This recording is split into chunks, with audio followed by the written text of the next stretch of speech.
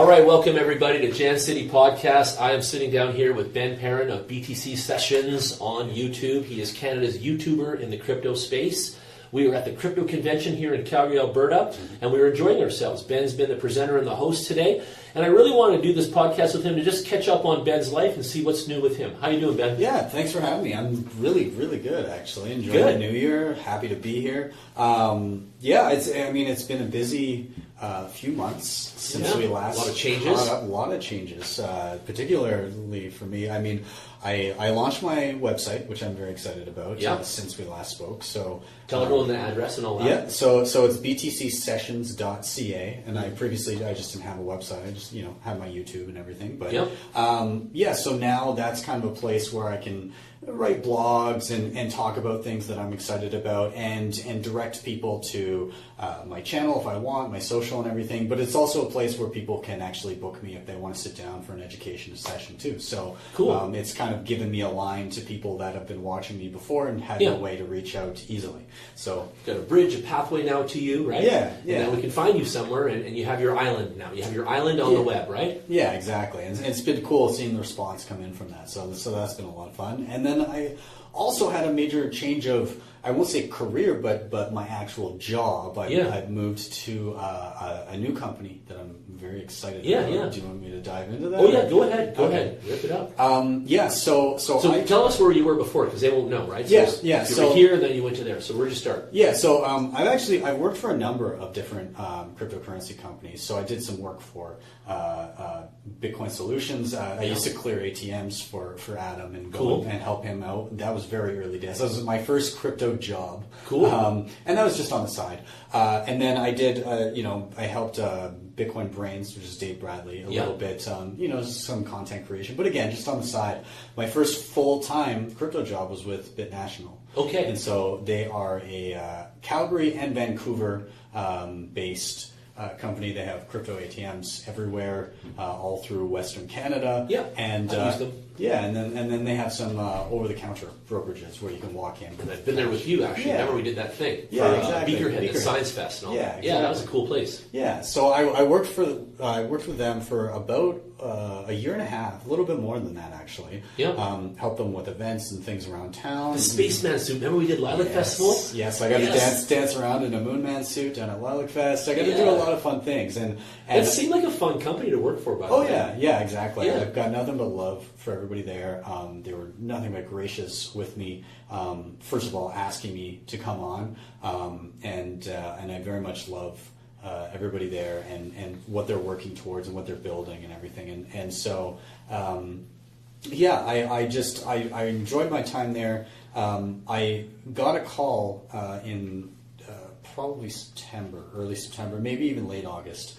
And it was from somebody that I very, very much respected and been following in the space for quite some time. His name is Francis Pouliot. And he's been around the crypto space for a long time. Francis Pouliot? Francis French Pouliot. Name, right? Yeah. And he's a big guy on Twitter, I heard. Yes. And I follow him on Twitter, too. He's on Twitter if you want to see Francis and follow him on there. Yeah. And so is Ben. Ben. Yeah. And so he's a very outspoken individual. He's very intelligent. He's been around for a long time. He used to write policy for the government and help form policy for the government.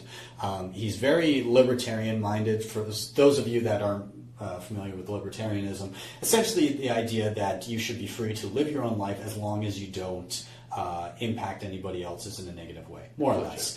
There are no kind of like that sovereign thing I heard about yesterday. Yeah, exactly. The idea that there's no such thing as a crime if there's not a victim, right? So if you're not hurting anybody else, then it shouldn't be illegal. Yeah. So that's kind of what comes across to me anyways. Francis got into Bitcoin because of libertarian circles that he was in. He liked the idea of sovereign money, being self-sovereign with your currency, separation of money and state. Me too, by the way. Yeah. And it grew from there, and he helped with the Bitcoin Embassy in Montreal when that launched back in, I believe, 2014, and that was the first...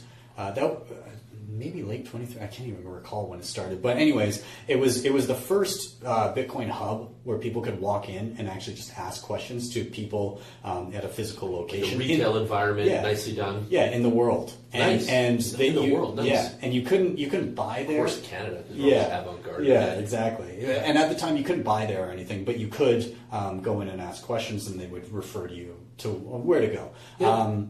So he called me up. Cannabis stores now. Yeah, exactly. And he called me up and he said, "Hey, would you be interested in working for me? Here's what we're doing." And it turns out that he was merging his company Satoshi Portal with Bitcoin Brains, Dave Bradley here in Calgary. Someone else you know, and that was the first Bitcoin person I ever met in person. Yeah. And he also had the first physical store where you could walk in and buy Bitcoin in the world. Yeah. Again, also. Yeah. So two very early Bitcoin advocates. And, and, I David, remember Dave's store in the Kensington there. And he got his start in Bitcoin in like 2011. So anyways, they were merging together, and they said, hey, like, we've noticed in 2017 in particular, with the hype and the excitement, there was also a lot of fluff and a lot of hype with no follow through. Mm-hmm. And both them and myself included got into the space because of Bitcoin and the true love of it. You guys are maximalists and all this type of thing. Right? And so like big lovers of the bee. Yeah, exactly. And so Francis said we're going to be how did he say it? Unapologetically maximalist. Good. And so maximalist just means that you kind of see the most value and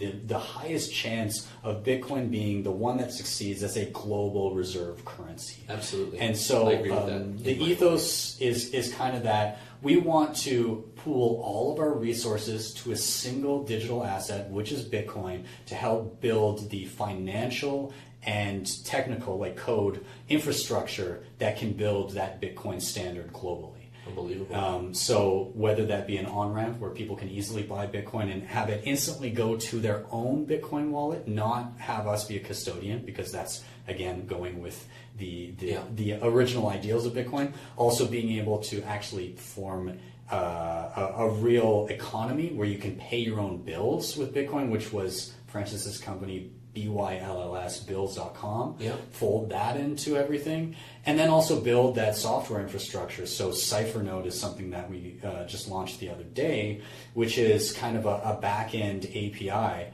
for companies where if they want to run Bitcoin infrastructure and they don't want to have to rely on a large company like Coinbase or BitPay, and they want it to be just an open source software project that's open to anybody without having to defer to one of these centralized companies, then they can do that with CipherNode. So it kind of flattens the space where nobody has too much power and people can dictate what Bitcoin is to them, and we can reach consensus that way rather than through a number of large companies getting that power to say, this is Bitcoin, this is not.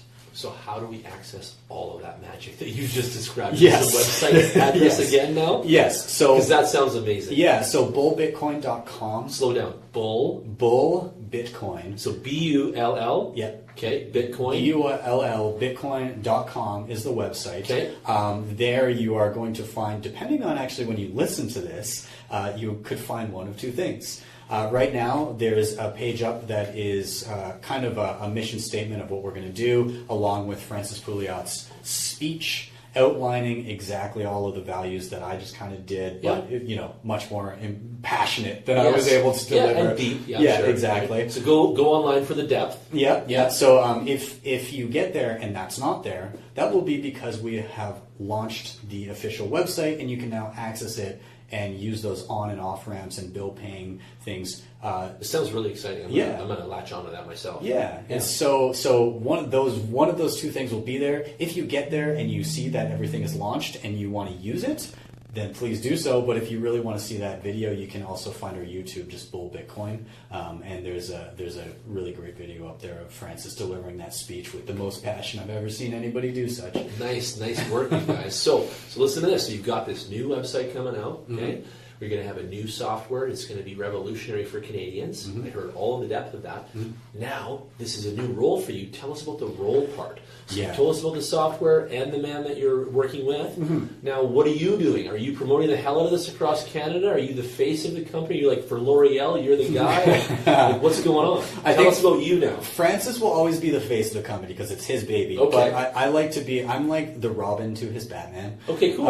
And I also get to trumpet what we're doing and help promote it. So I'm in charge of things like social media. I get to do content creation for them. And the thing that really drew this to me is a lot of times, it is serious when you say, I want to create a separation of money and state and be a self-sovereign individual. But there's also a lot of ridiculous things that happen in the crypto space. And I think when somebody loses money, through a project that may have been kind of a dumb move to move into, it's not always the greatest to approach it with you shouldn't have been so stupid, but sometimes to approach it in like a humorous way where somebody can kind of look and laugh at themselves and go, oh, okay, like these guys are trying to level with me and be honest in a funny way. So in our marketing, my goal is to approach it in a Bitcoin maximalist kind of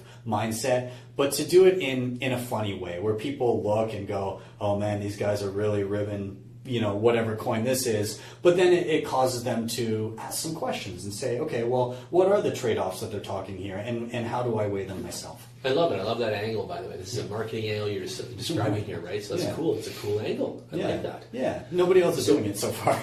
Good. Don't steal this idea. This is his, guys. This is his.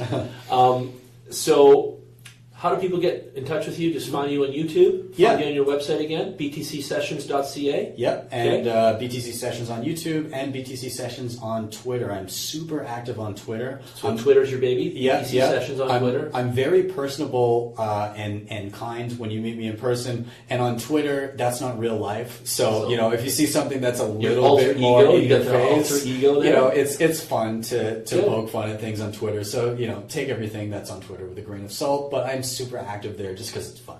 Good. And I know that you guys are involved with your company or you're representing at an upcoming convention called the Bitcoin Rodeo in Edmonton. Yes. So what are the dates on that? I believe March 5th and 6th. Something in there, right? Don't quote me on that. I believe it's the 5th and 6th. The website's bitcoinrodeo.com. You can check it out anyway. Yeah. So we're going to be there too, right? Yeah. There's some great people coming out. There's a lot of tech stuff going on there too. Internet of Things, I saw. Yeah. There's a lot of general tech stuff. I think secretly what we're really trying to do is rope people with the tech and then hit them over the head with Bitcoin. But good. Don't quote me with that. No, that's good. We'll wrap it up. Listen, that's good. You check out all of Ben's stuff. Thanks for coming in today, broski. Thank you. Really appreciate everything that you did here. Yeah. Right? And we love you big time. And we'll see you on the flip side. Okay. Awesome. Thank you.